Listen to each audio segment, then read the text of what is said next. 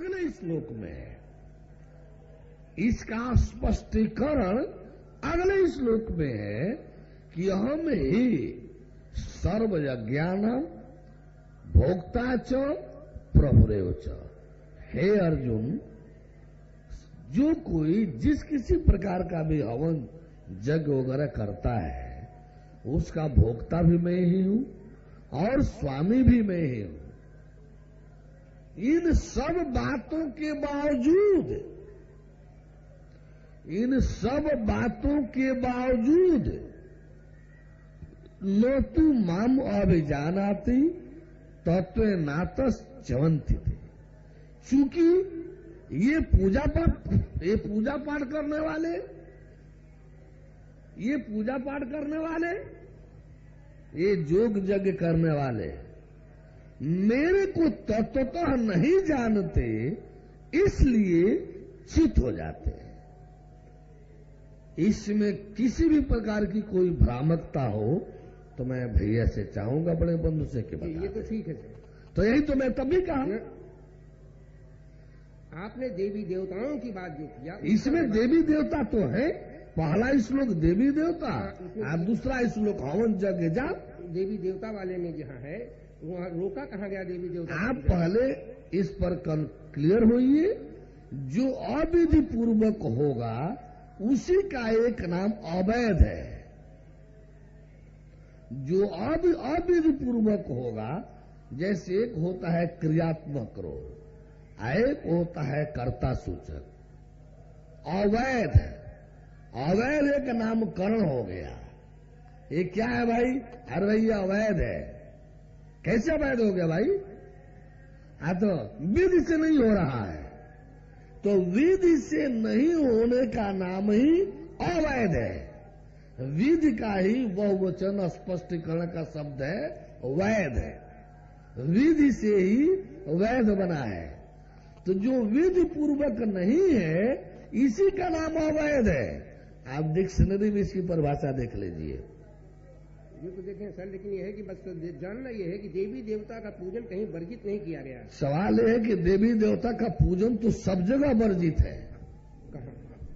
विष्णु जी के उपदेश, रुक जाए, विष्णु जी के उपदेश में वर्जित है, राम जी के उपदेश में वर्जित है, यानी विष्णु जी और कृष्ण जी के उपदेश में तो स्पष्टता हर जगह ही वर्जित है।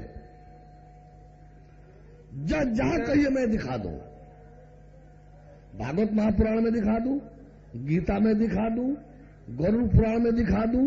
गीता में तो अभी आपने कहा है, मैं गीता में तो बोल रहा हूं। वो अभी तो आपने कहा है, उसमें वर्जित शब्द तो आया नहीं कहीं। वर्जित माने आया है। अरे भैया आप एक बात गौर करें, हठ जिद न करें। बिल्कुल नहीं। आप सुने, अविधि पूर्वक, अविधि का अर्थ क्या हुआ? अवैध। इसके पहले वाला जो मंत्र था, अरे भाई पहले वाला का मैं बोल रहा हूं। ये पियन देवता भक्ता यजन ते श्रद्धान्विता ते पिमाम एव कौन्तेय यजन्त्य अविधि पूर्वकम, यजन्त्य अविधि पूर्वकम। तो अब यहां अविधि पूर्वकम का नाम ही अवैध है। अवैध और अविधि अलग अलग शब्द नहीं है। अवैध का जो अर्थ होता है अविधि पूर्वक होना, अविधि पूर्वक होने की क्रिया को ही अवैध कहा जाता है। इन दोनों में यदि आप अंतर करते हैं तो मैं कहूंगा कि किसी विद्वान से जाकर के या किसी संस्कृत डिक्शनरी में हमारे भैया कन्फर्म हो, यही होगा और यही सत्य है कि अविधि पूर्वक जो होगा वो अवैध कहलाएगा। मेरा इस प्रकरण में हमें नहीं जाना है। जो शंका थी वो हमने आपके सामने रखी है। नहीं, देखिए शंका होना बुरा नहीं है। किसी विषय पर शंका होना कभी दोष अपराध नहीं है, लेकिन समझ को, सच्चाई को ग्रहण करना ये भी अपराध नहीं है। कहीं भी पूछिए, पता कीजिए, जो अरे एक पूजा पद्धति अवैध है जी। कैसे अवैध हो गया? इसलिए कि अविधि पूर्वक है। जिस विधि से पूजन होना चाहिए वो नहीं है, इसलिए अवैध है। क्या इसमें गलती है? इसमें ये गलती है, यानी अविध पूर्वक मैं नहीं कहना चाहता हूँ, सो आप हमसे कहलाना चाहते हैं। हाँ ठीक है, सविधि अलग चीज है, अविधि अलग चीज है, अवैधता अलग चीज है। क्या चीज? कोई चीज मान लीजिए 1 मिनट में किसी पूजन प्रांगण में किसी चीज को वर्जित कर दिया गया कि ये चीज वर्जित है, इसको यहां न रखा जाए,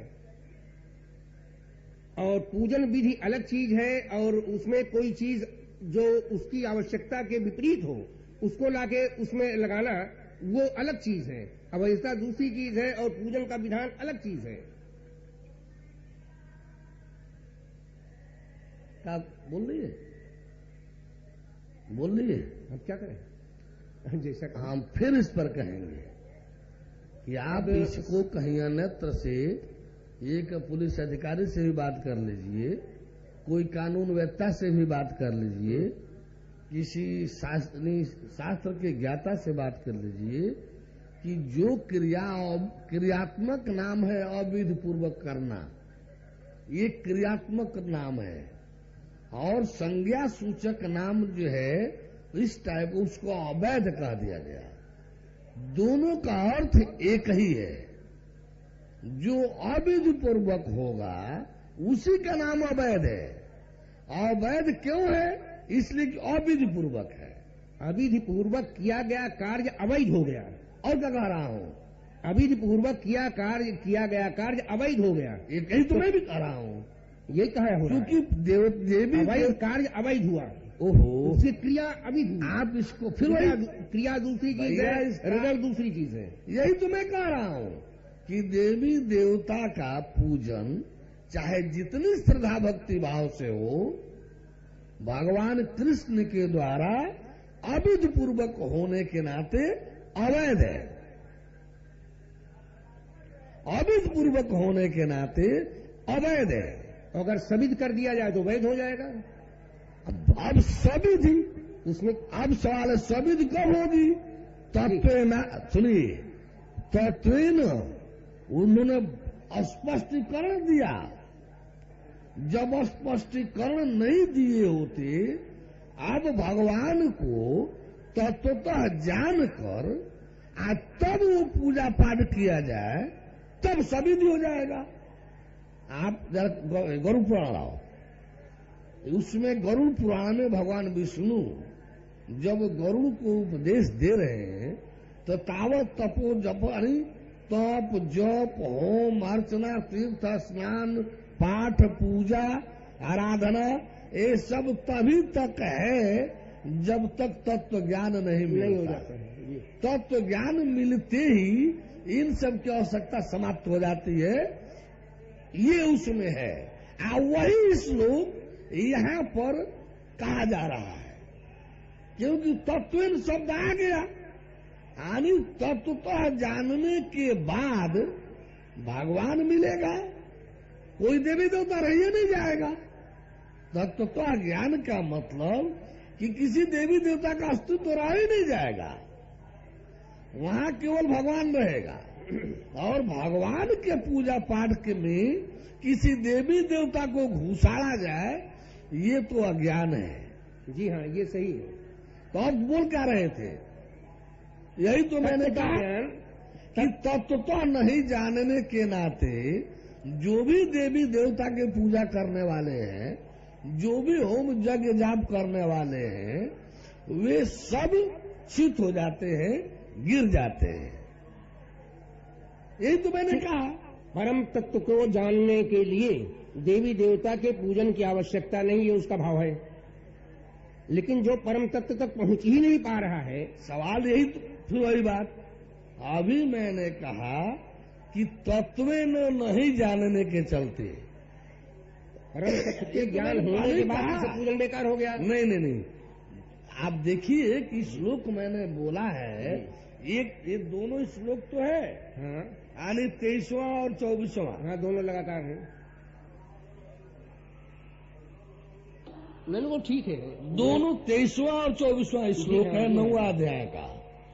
यानी जो कोई किसी भी प्रकार का पूजा पाठ किसी भी देवी देवता का करता है, होम यज्ञ जाप चाहे जितनी श्रद्धा पूर्वक करता हो, तत्वतः भगवान को नहीं जानने के नाते सब अविधि पूर्वक है, इसलिए व्यर्थ है, अवैध है, चित्त होना पड़ता है, उससे मोक्ष नहीं मिल सकता, मुक्ति अमरता नहीं मिल सकती।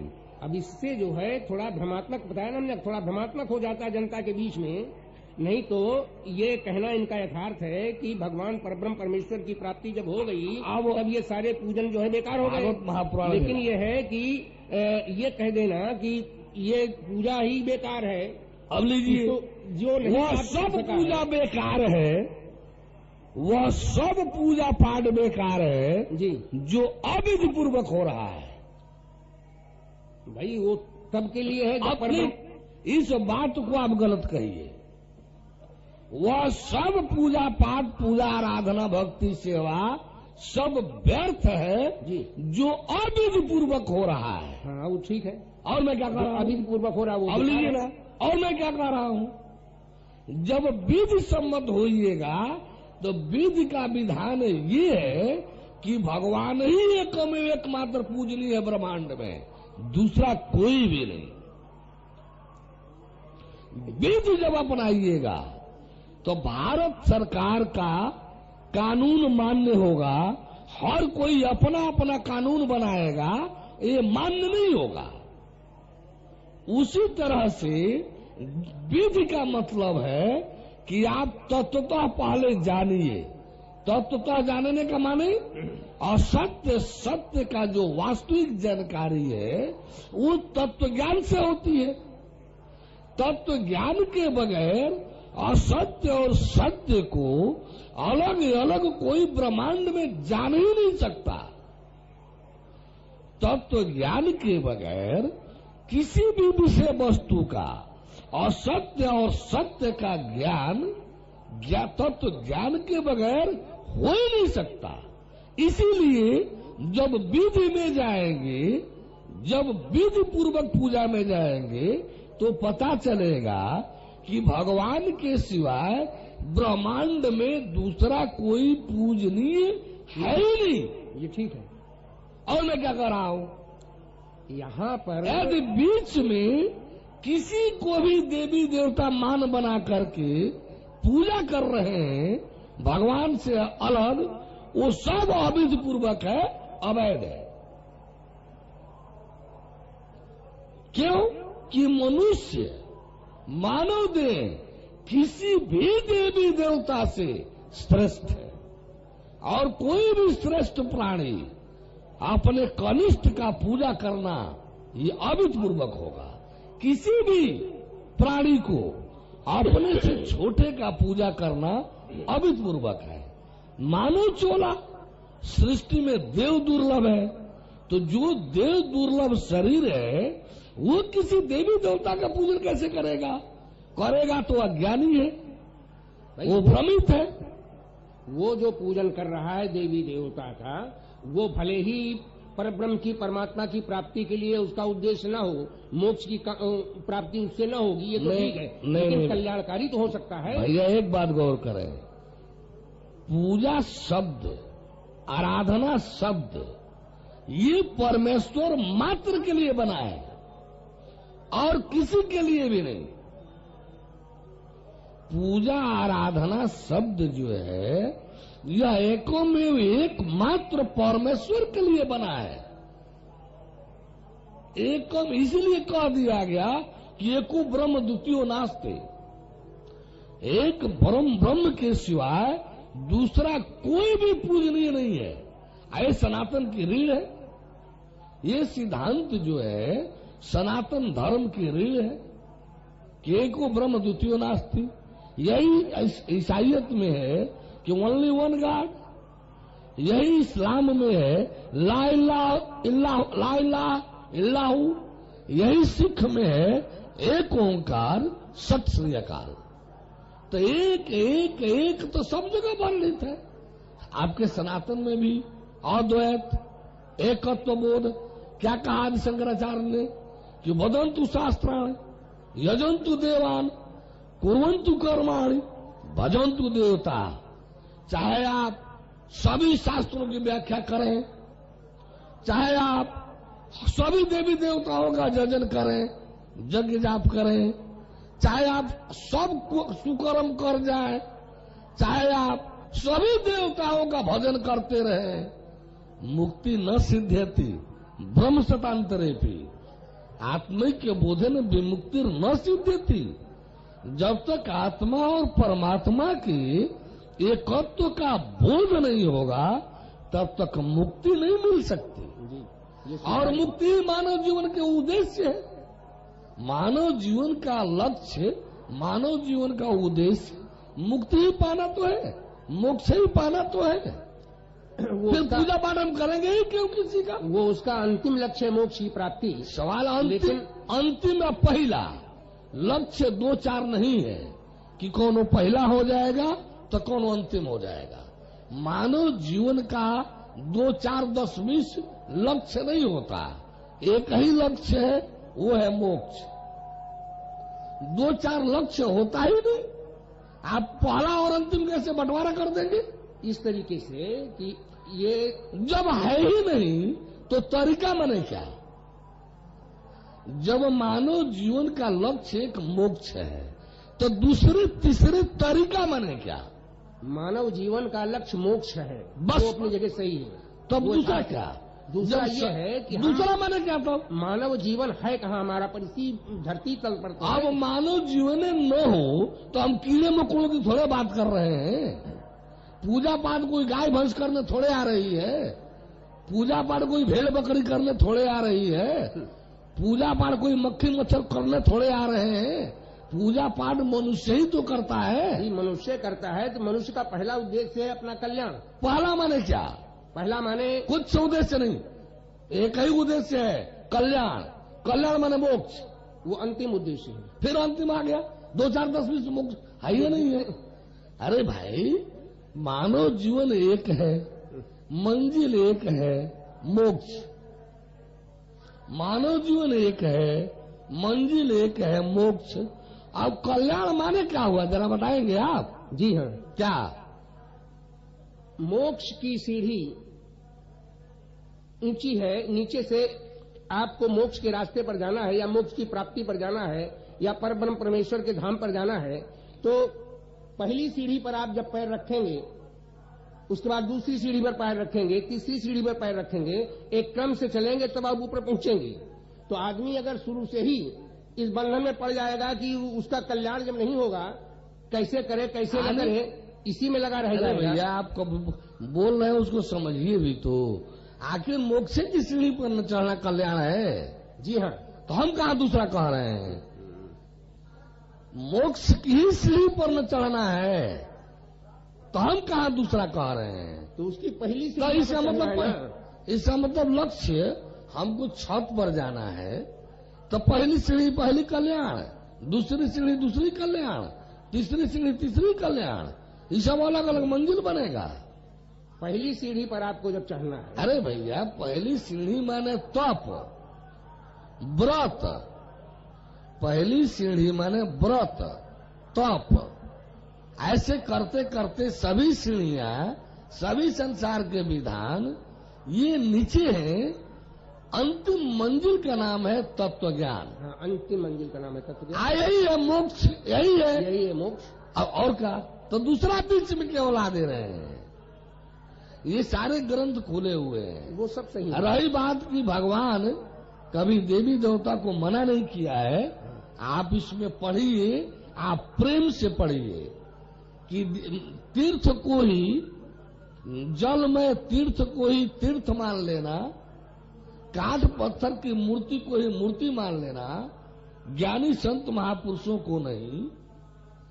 ऐसे लोगों को 3 श्लोक में है, पढ़ लीजिए, इसलिए पूरा नहीं बोल रहा हूं। मनुष्यों में कौन सा ग्रंथ है? श्रीमद् भागवत महापुराण, गीता प्रेस का अभी दे रहा हूं। इसी में हम आपको और खंड देंगे जो आप इससे हमको क्या मतलब?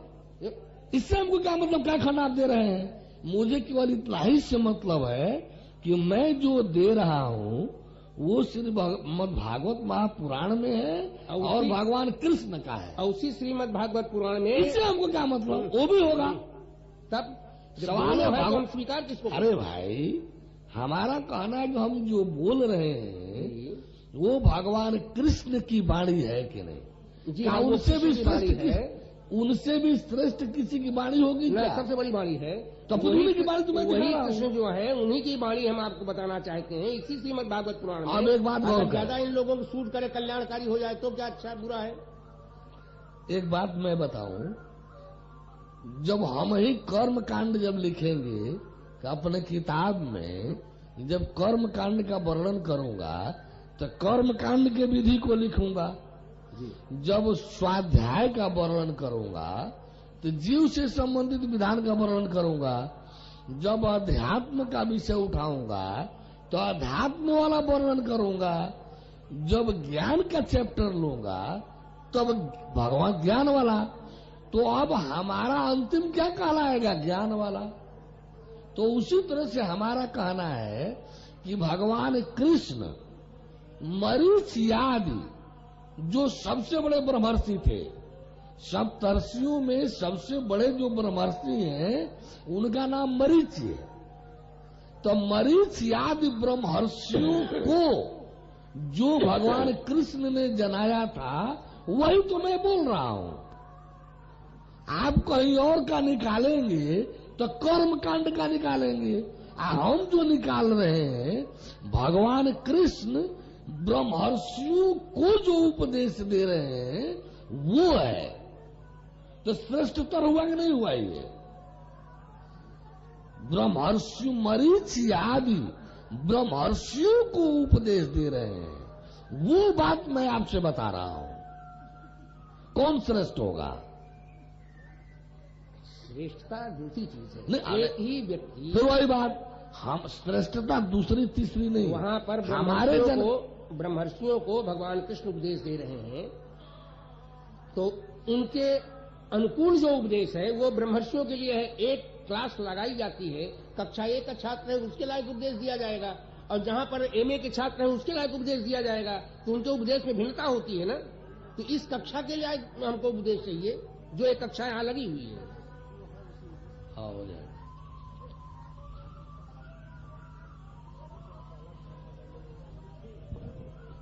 जी। तो जो श्रेष्ठतर होती है वही मान्य होना चाहिए। जी।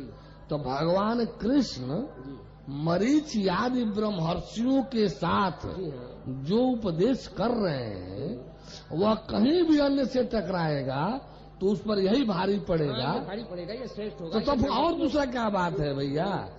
जब आप स्वीकार करें तब कौन बात आ गया? देखिए श्रीमद् भागवत महापुराण का है। मेरा कहना केवल ये है कि भगवान कृष्ण का ही उपदेश जहाँ है वहाँ पर आप नहीं, एक मिनट, आपने कहा है कि भगवान उपदेश में देवी देवता चाहे इस जल में तीर्थ वगैरह चाहे इसका कहीं अस्वीकार नहीं किया है। मेरा कहना है कि सीधे सीधे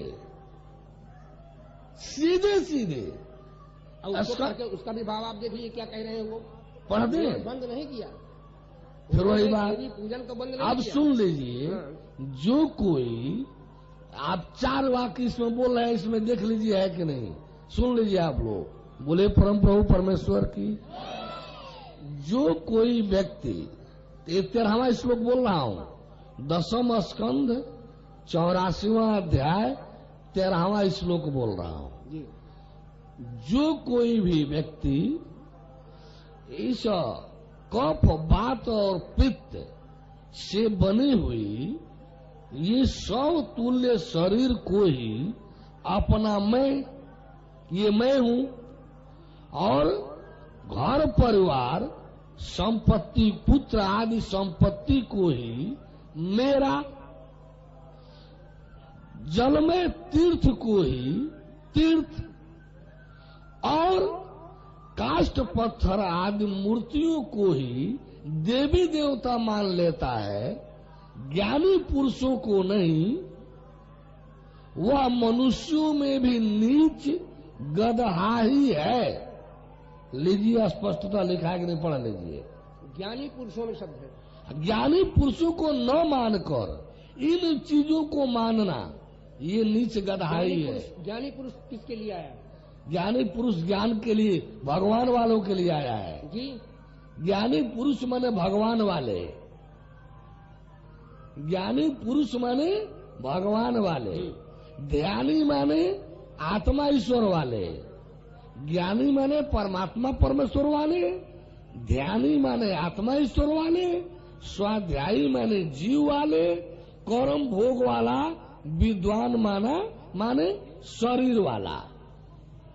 भगवान विष्णु परब्रह्म परमेश्वर। अरे भैया, जो है पहले देख तो लीजिए। हम देख लिए हैं सर।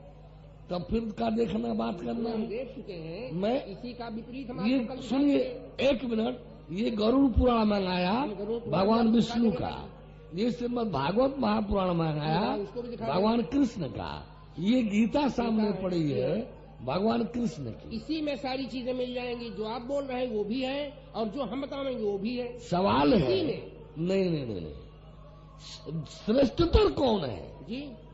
श्रेष्ठतर कौन है? अब ये तो हमें करना दोनों में कौन चाहिए? ये जो बोल रहा हूं वो जो है कर्मकांडीय। अब एक ही श्लोक है गीता में कि अरे त्रय गुण विषया वेदा, हे अर्जुन, ये जो वेद है ये 3 गुणों से युक्त हैं, इसलिए इनको छोड़ दो। निस्त्रय गुण भवार्जुन। अब कहे कि ना, इसका अर्थ ये नहीं होगा, तो जो होगा वही बता दे। हम ग्रंथ, पहले आपने पूछा कौन, हमने कहा भागवत महापुराण, गीता प्रेस का छपा हुआ है, गीता प्रेस की छपी हुई है, गरुड़ पुराण, जिस किसी में देखिए यही वर्णित है। वर्णित तो सब जगह वही है। जब सत्य यही है तो इतनी देर बातों की जरूरत नहीं। आप भैया ये कहते हैं, जैसे यहाँ पर तीर्थ में लोग आए हैं, यहाँ पर देवी देवता एक मिनट, मंदिर में जाते हैं, मैं मुंह देख करके आप एक बात गौर करें। आप जो है, आप जो बोल रहे हैं ये आपके लिए शोभा देगा। चाटुकारिता करना आपको शोभा देगा, झूठ बोलना आपको शोभा देगा, धोखा देना आपको शोभा देगा। ये मंच हमको झूठ चाटुकारिता करने के लिए नहीं मिला है, हमको झूठ बोलने के लिए नहीं मिला है, हमको लोगों को धोखाधड़ी सिखाने के लिए नहीं मिला है, हमको सत्य जनाने के लिए मिला है। इस मंच पर आप लोगों ने जो हमको स्थान दिया है, ये सत्य जानने जनाने के लिए दिया है, चाटुकारिता करने के लिए नहीं, जनमानस को धोखा में बनाए रखने के लिए नहीं, जनमानस को झूठ भ्रम में आजुराने भटकाने के लिए नहीं, सत्य जनाने के लिए। और मैं जो बोल रहा हूं, ग्रंथों में देखिए कि सर्वोच्च मान्यता के जगह का सत्य है कि नहीं, मेरा ये कहना है। ग्रंथ में सर्वोच्च मान्यता के जगह पर जो सत्य है, ये पंडाल उसी को जनता के जनाने के लिए पड़ा है। कोई भी देवता बिना शक्ति के नहीं है। और ये किसने कह दिया? अरे भाई, देवता तो बड़ी चीज हो गया, ये वो कौन है ना, परमाणु भी बिना शक्ति का नहीं है जी। शक्ति का सघन संगठित रूप पदार्थ है, परमाणु पदार्थ। शक्ति की पूजा वर्जित कर दी जाए, लेकिन शक्ति कहीं पूजनीय नहीं है। शक्ति की पूजा असुर राक्षस बनाती है। आप एक बता दीजिए कि शक्ति और शंकर का पूजक सिद्ध होते ही असुर राक्षस न हुआ हो, एक बता दीजिए नाम। अभी क्या पता कि शक्ति का पूजक शंकर जी का पूजक सिद्ध होते ही असुर राक्षस हुआ है। अब तक का रिकॉर्ड यही है। रावण भी शंकर जी का पूजक था, हिरण्यकश्यप भी शंकर जी का पूजक था। ऐसा कोई राक्षस बताइए ये जो रावण और हिरण्यकश्यप महान जो जो शंकर भो के पूजक थे, ये अपने शक्ति के बढ़ाने के लिए उनके पूजक बने? वो नहीं विनाश हुआ तो उसका नहीं नहीं नहीं नहीं शक्ति और शंकर का पूजक सिद्ध होने के पश्चात असुर राक्षस न हुआ हो, ये हमको बता दीजिए वो कौन है? अब कौन हुआ? हाँ, आप 2-4 नाम रावण और इनके बताते हैं, जो ये महान पूजक थे अपने उद्देश्य के लिए। इसके अलावा शंकर के पूजक